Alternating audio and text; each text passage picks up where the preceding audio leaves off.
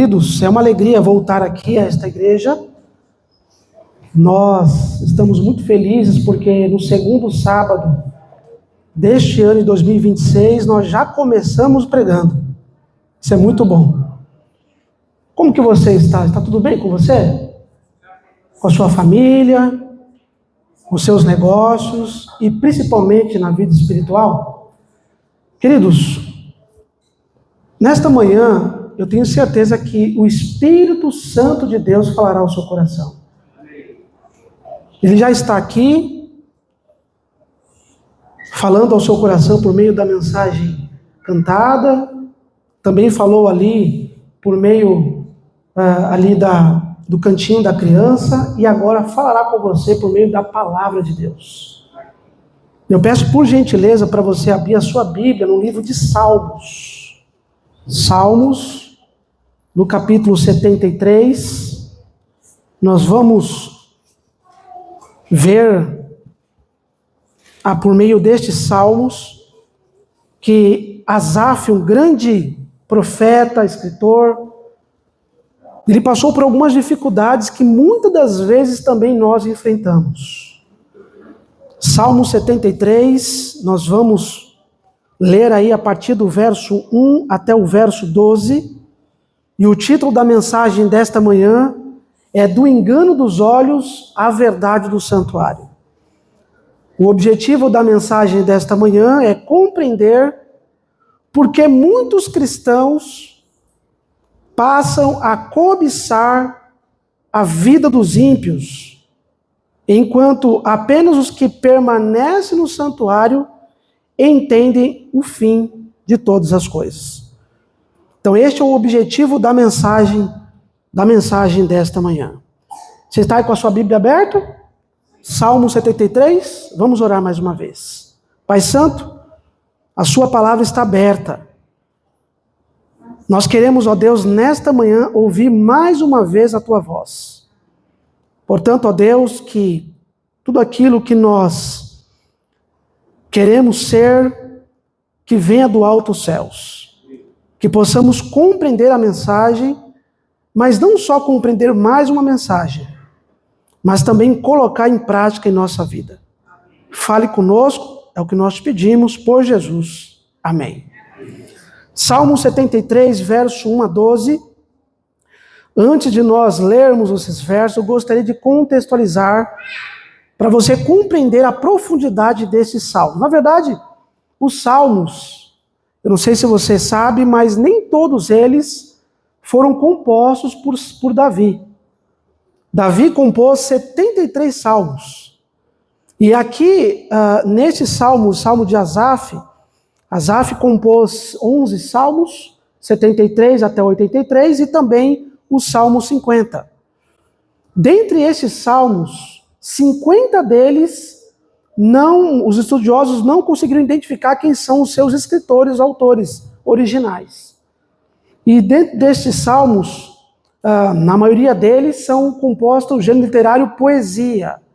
A poesia é interessante que, quando você lê uma poesia, normalmente alguns estudiosos da linguística falam que a poesia dá asas à imaginação.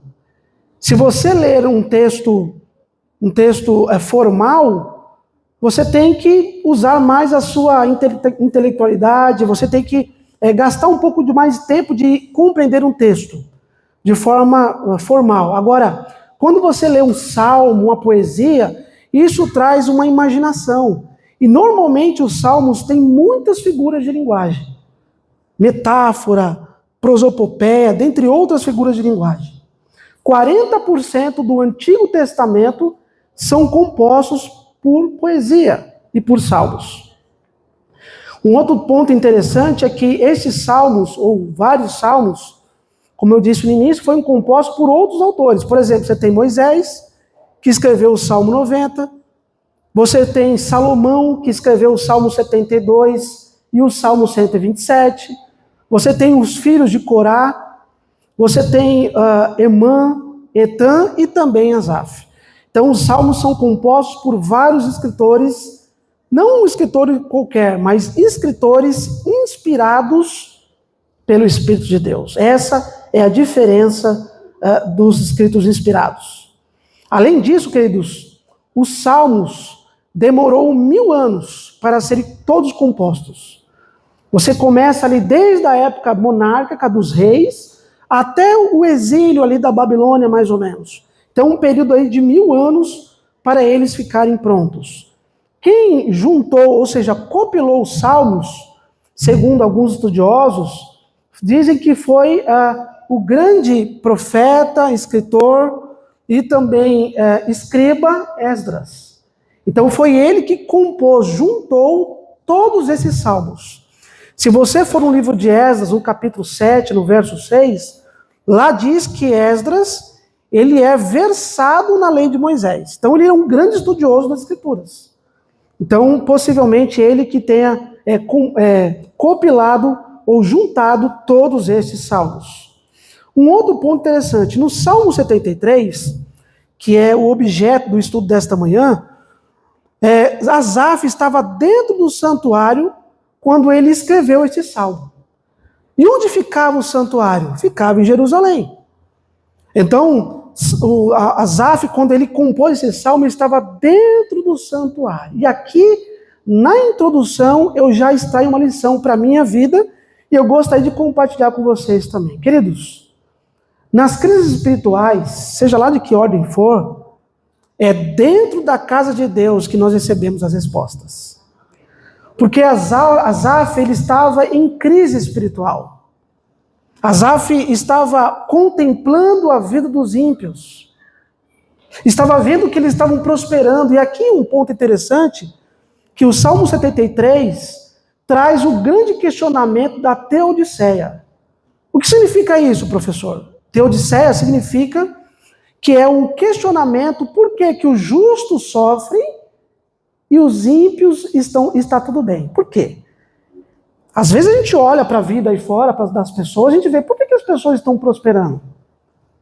Por que as pessoas que não servem a Deus conseguem conquistar as coisas, os bens materiais, têm sucesso às vezes na vida conjugal, têm sucesso em outras áreas da vida e muitos justos, muitos cristãos sofrem. Este é a temática da teodiceia. E aqui o Salmo de Asaf, ele traz grandes questões para mim e para você nesta manhã. Por isso o que eu gostaria, diante de ler o Salmo, nós vamos ver 3 tópicos. O primeiro, não olhe para a prosperidade dos ímpios. Este é o primeiro tópico. O segundo tópico, não desista de ser puro, ou seja, de ser santo. E o terceiro e último tópico, não ignore o santuário, ou seja, o fim dos ímpios. Então, esses 3 tópicos nós vamos abordar aqui nesta manhã. Acompanhe comigo aí o verso 1 do Salmo 73, que diz o seguinte. Perceba aqui que começa com a conjunção conclusiva. Normalmente, quando você vai escrever uma redação ou um texto, você começa com uma introdução. E você começa a mostrar para o seu leitor do que você vai tratar. Mas aqui, propositalmente, o salmista Asaf começa com uma conjunção, e o termo hebraico aqui é ak, que significa certamente ou com efeito, significando que Asaf, ele começa com esta conjunção para mostrar ou dar uma ênfase do que ele vai tratar. Normalmente, eu repito, você começa com uma introdução, mas ele começa esse salmo no começo da conclusão, por meio da conclusão. E aí no verso 1 ele diz o seguinte: com efeito, Deus é bom para com Israel, para com os de coração limpo. Verso 2: quanto a mim, porém, quase se resvalar, ou seja, escorregar os pés. Pouco faltou para que se desviasse os meus passos. Verso 3. Pois eu invejava, olha só, eu invejava os arrogantes, ao ver a prosperidade dos perversos. Para eles não há preocupações. O seu corpo é sadio e nédio. não partilham das canseiras dos mortais, nem são afligidos como os outros homens.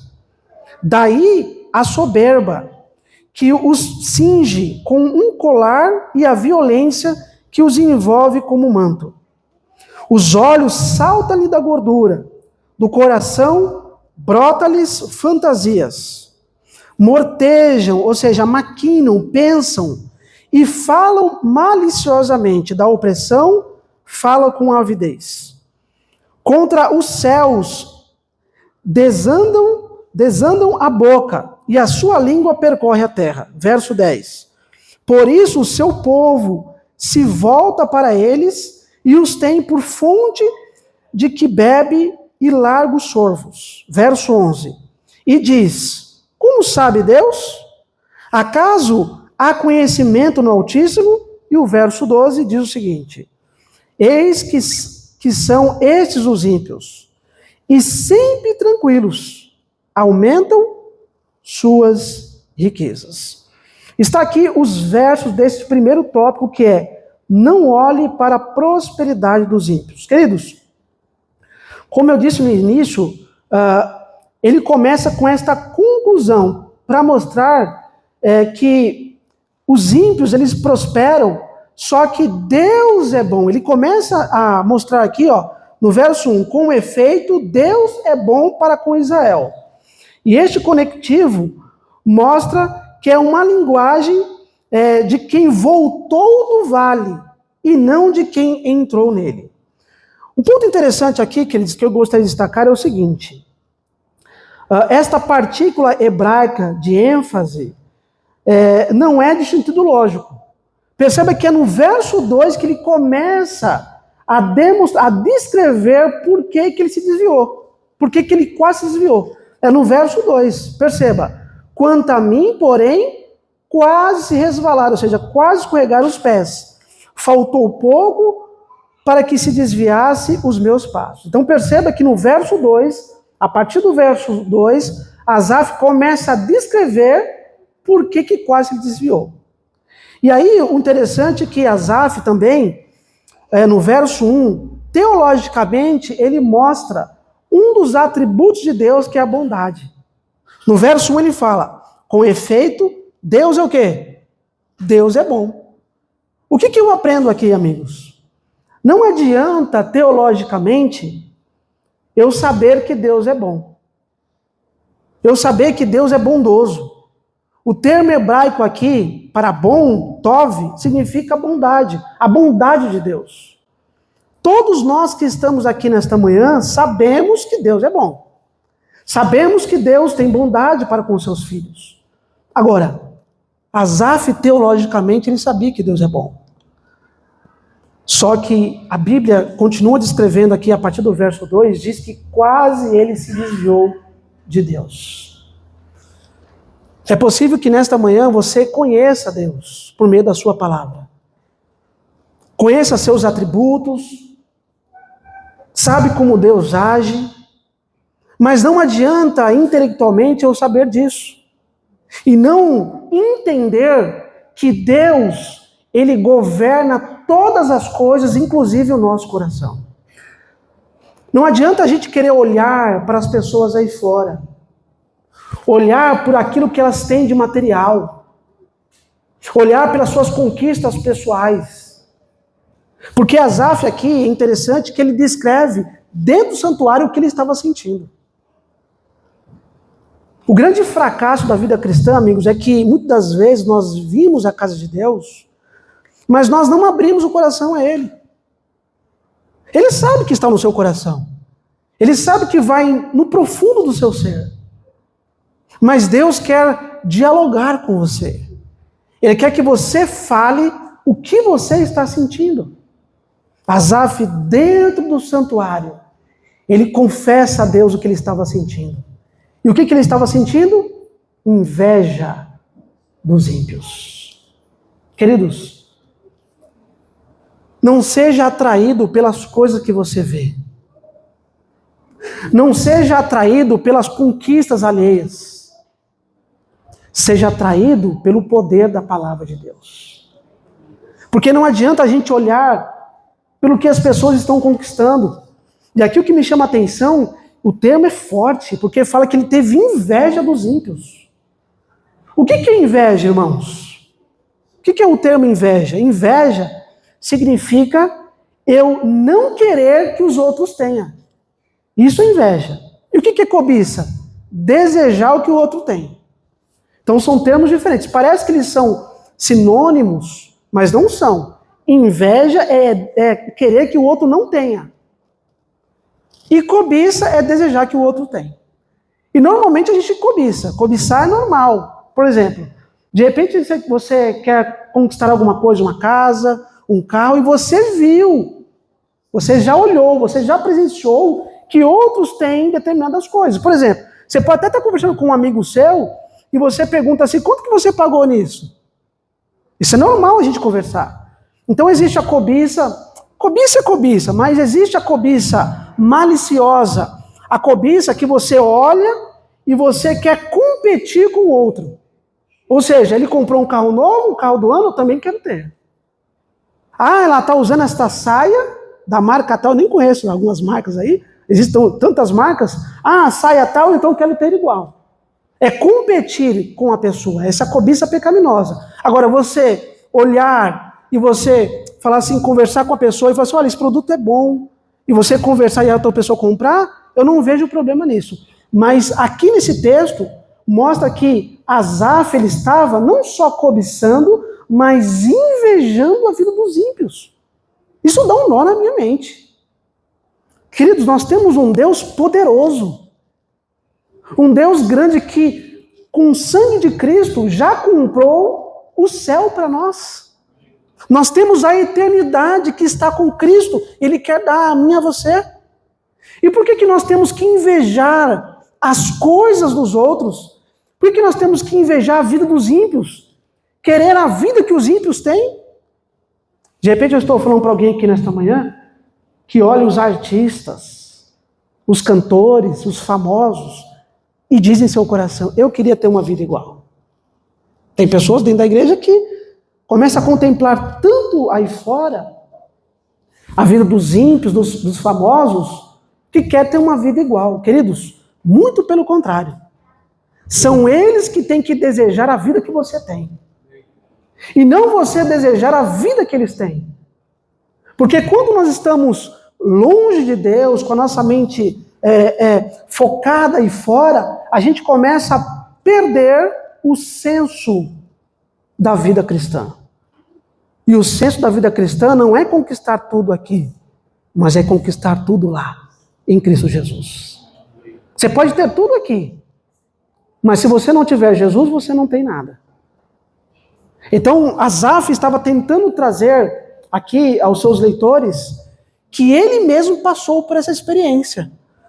Por que que os justos sofrem e por que que os ímpios prosperam? Esta é a temática aqui do Salmo 73. O próprio salmista Davi também entendeu que Deus é bom. No Salmo 34, verso 8, Davi lhe fala, provai e vede que o Senhor é bom. Então, saber que o Senhor é bom, nós sabemos. Agora a pergunta é, do que adianta nós sabermos que Deus é bom se muitas das vezes nós somos maus? Começando com os nossos olhos, começando com a nossa mente pecaminosa. Deus quer transformar a minha e a sua vida também. No verso 3, ele vê que os ímpios estão prosperando. No verso 4 e 5, Asaf percebe que os ímpios vivem sem dores aparentes. Do verso 6 ao verso 9, ele diz, são arrogantes e violentos. E o verso 12 ele fala, mesmo assim, eles acumulam riquezas. Como é que pode? São maus, não servem a Deus e estão prosperando. Isso é o que estava na mente de Asaf. Não só Asaf passou por isso. A gente não vai ter tempo aqui, mas Jó passou por isso, no capítulo 21, Jeremias no capítulo 12, Davi no capítulo 37, e Abacuque no capítulo 1. todos eles lutaram com o contexto, com a temática da Teodiceia. Por que que os justos sofrem e os ímpios prosperam? Todos eles passaram por esta experiência. E aqui, amigos, eu gostaria de destacar alguns pontos bem importantes para mim e para você. Temos que compreender que crentes fiéis também passam por crises existenciais, emocionais e espirituais. Todos nós passamos por crises. Todos nós, às vezes, duvidamos da bondade de Deus. Todos nós, muitas das vezes, passamos por grandes dificuldades que até pensamos em abandonar a fé. Eu sou justo, eu devolvo o dízimo, eu venho aos sábados à igreja, e por que minha vida não vai para frente? Por que eu estou doente? Por que meu casamento é o que é? Por que eu estou passando por esse contexto espiritual, emocional? Muitas vezes nós questionamos. Às vezes nós não falamos com palavras, mas Deus conhece o meu e o seu coração. Ele sabe o que vai aí dentro. Uma outra crise, aqui também é um convite, a crise que a Asaf estava passando é um convite para a maturidade espiritual. Ele estava passando por crise, sim, mas Deus estava mostrando a ele que o fim dos ímpios, se eles não se converterem, é destruição. É isso que Deus estava tentando mostrar para Asaf. E também, quando nós fazemos comparações indevidas, a minha vida que eu tenho cristã com a vida dos ímpios, o que eu tenho, e muitas vezes eu começo a se frustrar e também invejar.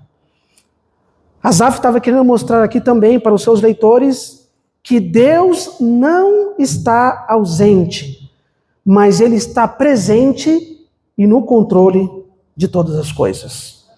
João Calvino, uma citação eu gosto muito, ele diz o seguinte: o fato de os ímpios prosperarem por um tempo não é prova de que o Senhor os aprove. Antes, Ele os engorda para o dia do abate. Então, aqueles que prosperam sem Deus, na verdade não estão prosperando. Porque veja, amigos, o problema aqui não está na prosperidade.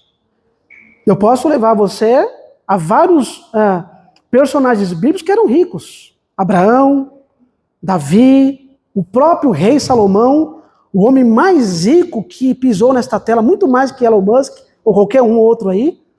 Mas as riquezas que Deus deu ao povo de Israel, inclusive na época de Salomão, o povo de Israel era a maior potência mundial da época.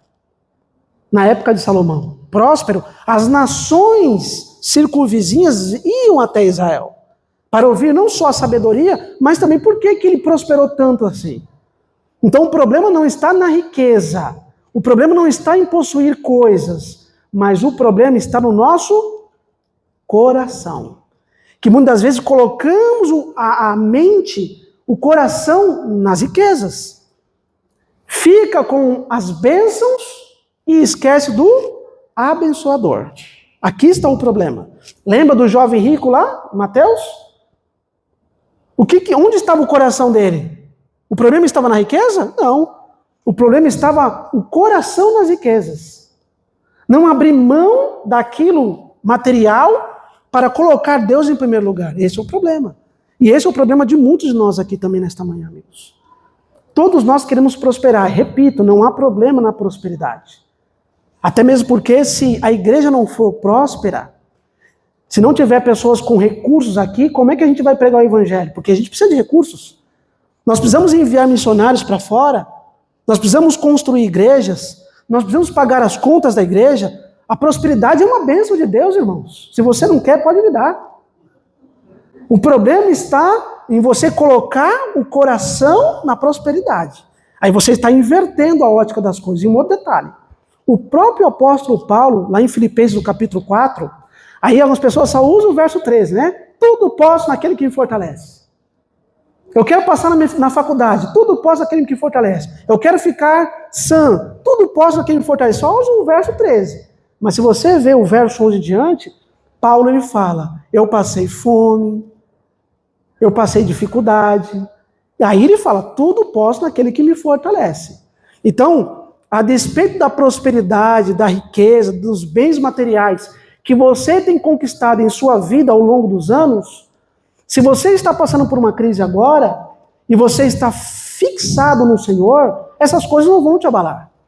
Porque você sabe que, mesmo se você perder tudo aqui nesta terra, de coisa material, mas a sua salvação, a sua fé estiver canalizada no Senhor, você não perdeu nada. Agora, se a sua fé está abalada, se a sua vida espiritual não está de acordo com a palavra de Deus, e você perder a sua fé, você perdeu tudo. Então, é isso que nós temos que entender. O problema não está na prosperidade. O problema está no nosso coração pecaminoso, que muitas vezes, quando começa a prosperar, abandona o Senhor. Tem gente que é assim, né? Vem à igreja no culto de quarta-feira, está desempregado, precisa de alguma coisa, recebe oração, e eu conheço pessoas assim, é possível que você também conheça. Recebeu a bênção, depois essa pessoa nunca mais veio à igreja. De repente é um visitante seu. Ou você ora para que Deus possa curar a pessoa de uma doença, ela recebe a bênção, é curada, e depois abandona o Senhor. Acontece muito, e isso às vezes acontece até conosco mesmo. Por isso que o salmista Asaf está demonstrando aqui que nós não podemos abandonar o Senhor. Deixa a riqueza dos ímpios para lá e se apegue à bondade do Senhor. A primeira lição que nós podemos extrair aqui deste primeiro tópico é: a verdadeira prosperidade não está em coisas, mas no Senhor. Esta é a primeira lição que nós podemos extrair. O segundo tópico está aí no verso 13 ao verso 16. Verso 13 e 16, perceba que começa também com a mesma conjunção com efeito. Diz o seguinte: com efeito, aqui é forte, irmãos, com efeito, inutilmente conservei puro o coração e lavei as mãos na inocência, pois de contínuo sou afligido e cada manhã castigado. Se eu pensara em falar tais palavras, já teria traído a geração de teus filhos. E o verso 16, em só refletir para compreender isso, achei muito pesada tarefa para mim. Queridos, perceba que a mesma conjunção que foi no início, começa aqui também. Com efeito, inutilmente conservei o coração puro. Aqui está um ponto interessante que, perceba, ao Asaf contemplar a vida dos ímpios, ao Asaf contemplar as coisas que os ímpios estavam conquistando, ele falou assim: é inútil eu me manter santo. É isso que ele está dizendo aí. É inútil eu me manter puro. Olha só como a ótica muda quando a gente começa a contemplar a vida das pessoas aí fora. O inimigo, ele lança tentações diariamente para nós nos desviarmos do caminho de Deus. E aqui o Asaf, agora lógico, lendo o texto, Asaf, ele foi muito feliz, ele foi muito sincero a Deus dentro do templo, no verso 2, quando ele fala: quase desviaram meus pés, porque eu invejava os ímpios. Ele foi muito, muito sincero na sua descrição aqui. Ele estava invejando a vida dos ímpios. E aqui ele fala, então, já que os ímpios conquistam as coisas, eles não têm preocupações, aparentemente, né? Porque todo mundo tem. Ele fala assim: é inútil eu me manter puro. É inútil as minhas mãos não praticarem maldade. Ou seja, lavar as mãos da inocência significa praticar maldade com as mãos. Foi inútil eu permanecer fiel a Deus. E às vezes muitos passam por esse conflito. Será que vale a pena eu ser santo? Será que vale a pena eu recusar os prazeres deste mundo? Será que vale a pena eu aceitar Deus de fato em minha vida? Será que vale a pena de fato eu fazer o que eu faço para agradar o Senhor? É isso que Asaf está falando. Ele está passando por um grande conflito. Mas é dentro da casa de Deus, irmãos, que Asaf comece a compreender algumas coisas. Neste contexto aqui, do verso 13 ao 16, Asaf quase tropeça por meio dessas heresias perigosas. Primeiro ele fala da inutilidade da santidade e também, na mente dele, da injustiça de Deus. Ou seja, Deus não é justo. Eu sou de Jesus, mas eu não prospero, então Deus é injusto, na mente de Asaf. Todos se desviam do caminho do Senhor, não é por um momento, é aos poucos. É cedendo às tentações. Cede um pouquinho ali, um pouquinho acolá. Quando a pessoa percebe, ela está longe de Deus. Eu me lembro uma vez que eu era novo, ainda sou novo, né? Acho que sou. Eu estava numa praia e os meus amigos, eu não era cristão ainda, e os meus amigos estavam bem na beira-mar, na praia. E eu não sabia nadar muito bem, eu fui um pouquinho para trás, ali estavam as ondas altas, numa praia de Santos, e ao longe eu estava vendo meus amigos na praia. Aí eu falei assim, tá meio... Aqui até que tá rasinho, né? Tá aqui 1,20 m, eu vou um pouquinho mais para trás. Aí eu fui um pouquinho mais. Ainda tá baixo, vamos um pouquinho mais. Mais um pouquinho. Daqui a pouco veio uma onda muito forte e me arrastou lá pro fundo. Eu só olhei ao longe assim, os meus amigos sentados, conversando e eu me afogando. Levantando a mão para alguém me salvar. Até que veio um rapaz que estava num jet ski e falou assim, você quer ajuda? Óbvio que eu queria ajuda, né? Eu só levantei a mão, ele colocou no jet ski, me levou até a praia e falou assim, olha, se você não sabe nadar, não se aventure. O que eu posso extrair aqui do que eu passei? Queridos, uma praia. Parece ser rasinho no começo, mas depois ela te submerge e te leva para o fundo. Muitas pessoas saem da igreja porque elas vão cedendo aos pouquinhos a tentações. E isso não é pecado. Não tem nada a ver. Não é que as pessoas falam assim? Isso aqui não tem nada a ver, amigos. Deus já definiu o que é pecado. A palavra de Deus já fala o que é pecado, não é eu e você. Se Deus falou que é pecado determinada coisa, porque é pecado. Não adianta a gente tentar lutar com Deus. E na medida que você vai cedendo a alguns pecados, a tentação primeiro, e consequentemente ao pecado, o pecado vai te arrastando e vai te levando para longe de Deus como se fosse um mar. Nesta manhã, amigos, eu não sei como você está vivendo. Eu não sei o que está te atraindo, o que está te fascinando neste mundo.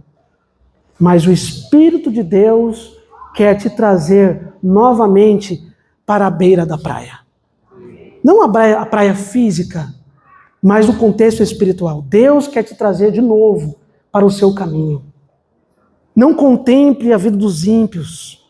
Não olhe pelo que as pessoas estão conquistando. Não fique olhando muito as coisas das pessoas. Olhe para Jesus. Olhe para a cruz. Se você olhar para Jesus, amigos, você não vai se perder. Agora, se você olhar para as pessoas, olhar para a igreja, olhar para os irmãos, você vai naufragar. Por isso que nesta manhã o Espírito de Deus está falando, filho, olhe para Jesus. Há uma ilustração que eu gosto muito de um homem que estava observando 2 relógios, um na parede. O primeiro era antigo, simples, mas marcava a hora certa. O segundo era bonito, era caro, mas atrasava as horas, os minutos.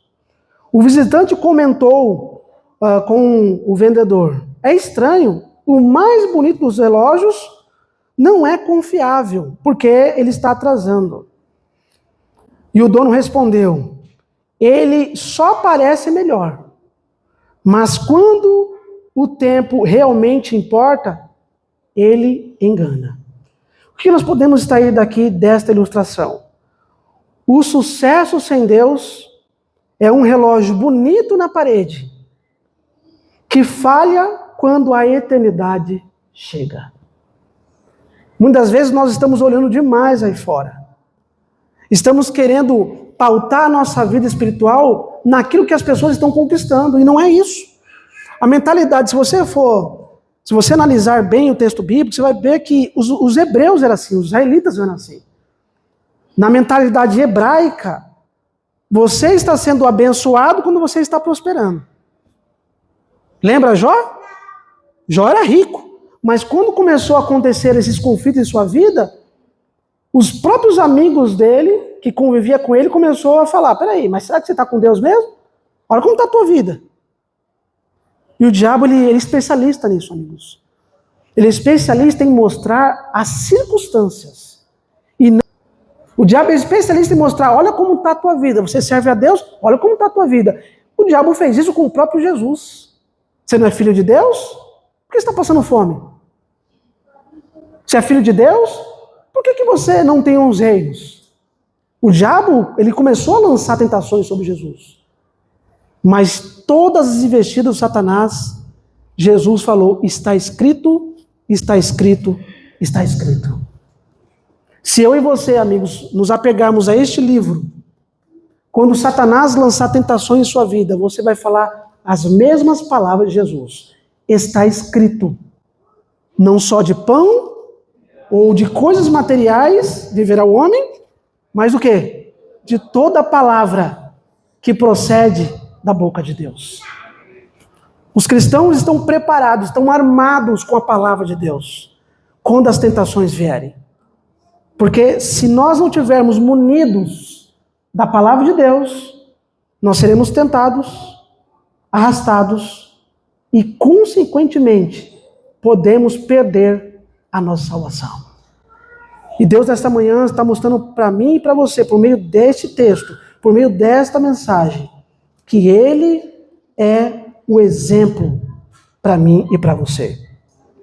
A segunda lição deste tópico, do segundo tópico é: santidade e pureza não depende de prosperidade, mas de conectividade com o Senhor. Então, se você está sendo puro, se você se mantém puro, mantém santo, está no processo de santificação, porque todos nós estamos, permaneça aí, amigos. É difícil? É. É complicado? É. Mas não é impossível, porque o Espírito de Deus vai nos guiar até o final. Amém. Louvado seja Deus. Terceiro e último tópico, para nós finalizarmos a mensagem, está aí no verso 17. No verso 17, quando Asaf entra no santuário, a sua perspectiva também muda. Olha o verso 17, acompanhe comigo. Até que entrei no santuário de Deus e atinei com o fim deles. Tu certamente os pões em lugares escorregadios e os fazes cair na destruição. Como fico de súbito assolados, totalmente aniquilados de terror. Como ao sonho quando se acorda, assim, ó Senhor, ao despertares, desprezarás a imagem deles. Quando o coração se me amargou e as entranhas se me comoveram, eu estava embrutecido, ou seja, era tolo, insensato e ignorante. Era como um irracional, ou seja, como um animal irracional, a sua presença. Todavia, estou sempre contigo. Tu me seguras pela mão direita. Tu me guias com o teu conselho e depois me recebes na glória. Quem mais tenho eu no céu? Não há outro em quem eu compraze na terra? Ainda que a minha carne e o meu coração se desfaleçam, ou seja, enfraqueçam ou fraquejam, Deus é a minha fortaleza do meu coração. É a minha herança para sempre. Os que se afastam de ti, eis que perecem. Tu destróis todos os que são infiéis para contigo. Quanto a mim, agora ele termina como ele começou. Bom é estar junto a Deus. No Senhor Deus ponho o meu refúgio para proclamar todos os seus. Louvado seja Deus por isso. Quando Asaf ele entra no santuário, quando ele para de contemplar a vida dos ímpios, e ele passa a contemplar o que Deus tem para ele, ele vê o fim dos ímpios. Estão bebendo, em outras palavras, trazendo para nós, estão bebendo, estão fumando, estão usando drogas, estão roubando, estão adulterando, estão fazendo tudo de errado. Mas eles têm um destino, eles têm um fim. Não abandone aquilo que Deus construiu em sua vida, meu irmão. Se você entrou em 2026 com o Senhor, termine com o Senhor. Se você um dia quer dar eternidade, continue naquilo que Deus está construindo em tua vida. Não olhe para aí fora, não olhe para o mundo. Permaneça no santuário de Deus. Não só aqui no templo, não só na igreja, mas no santuário na sua casa. Quando você abre a Bíblia, quando você ora, quando você mostra os seus questionamentos a Deus. Asaf entendeu o plano de Deus para a sua vida quando ele adentrou aos santuários de Deus. Quando nós entramos no santuário, a nossa perspectiva da vida, ela muda. Nós entendemos o fim dos ímpios, mas entendemos também que Deus tem a eternidade garantida para mim e também para você. Eu creio que você não quer ir para o céu sozinho. Você quer levar os seus familiares também. Mas isso é uma decisão pessoal. O que nós temos de fazer é pregar. E a nossa vida deve ser uma vida de santidade pura. Porque se os nossos familiares, nossos amigos, as pessoas que estão aí fora, não perceber algo diferente em nós, por que eles estão aqui também? Elas têm que ver a sua vida transformada. Por isso, não abandone a santidade, a pureza, porque ela tem valor diante de Deus e também diante dos homens. Asaf, ele percebeu aqui no verso 23, ele fala, todavia eu estou sempre contigo, e de fato ele está. Na verdade é Deus que está conosco, né? Às vezes a gente quer abandonar, a gente desvia de Deus por alguma coisa que nós fazemos, mas Deus sempre está conosco, irmãos. Se nós cairmos, ele está de braços abertos, ele está de braços, de mão estendida para nos tirar da lama do pecado. No verso 28, no verso 26 ele fala, Deus é a sua porção. De fato, Deus é a nossa porção. Não são as coisas materiais, não são as bênçãos que Deus derrama em nossa vida, não são as coisas que Deus já fez na sua vida. Deus, o próprio Deus é a nossa porção. Ele é a nossa porção. E no verso 28 ele fala da proximidade do bem de Deus em nossa vida. Queridos, isso mostra que a resposta não veio da observação social de Asaf, mas da adoração e da revelação divina. Os ímpios prosperam longe de Deus, mas ele, Asaf, prospera com Deus. O que você quer? Prosperar sem Deus ou com Deus? Com Deus. Mas para isso é necessário você permanecer na presença dele. A última citação, Ellen White diz o seguinte, o grande conflito no capítulo 36. Os ímpios podem parecer prosperar, mas sua prosperidade é apenas momentânea, efêmera. O fim deles será conforme as suas obras. Na verdade, amigos, o fim de todos nós será conforme as obras. Muitos de nós estamos dentro do santuário, dentro do templo, dentro da igreja. Mas Deus sabe, de fato, se você o serve ou não. Muitos são tentados hoje.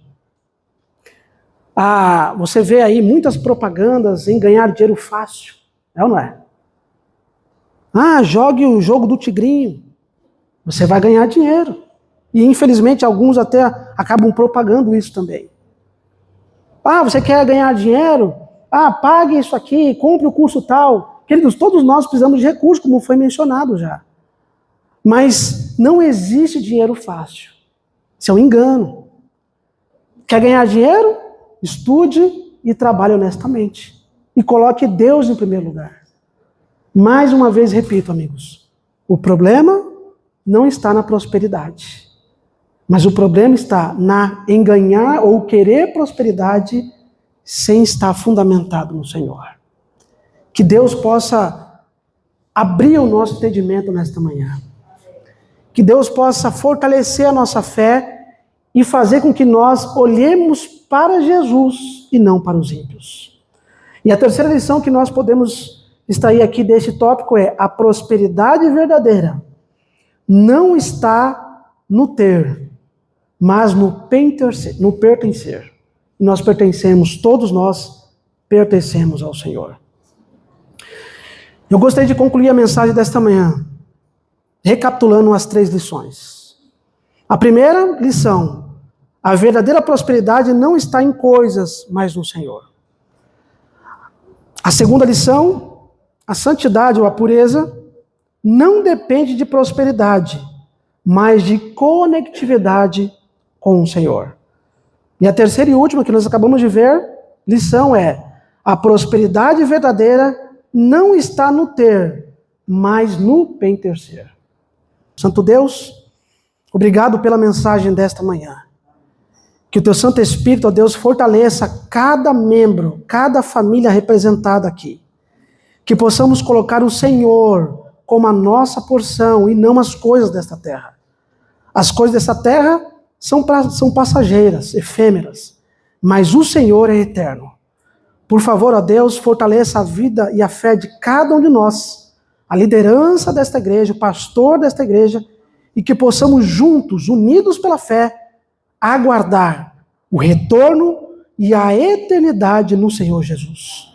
Fique conosco, é o que nós te pedimos e agradecemos, no doce nome de Jesus. Amém, Senhor Deus. Amém.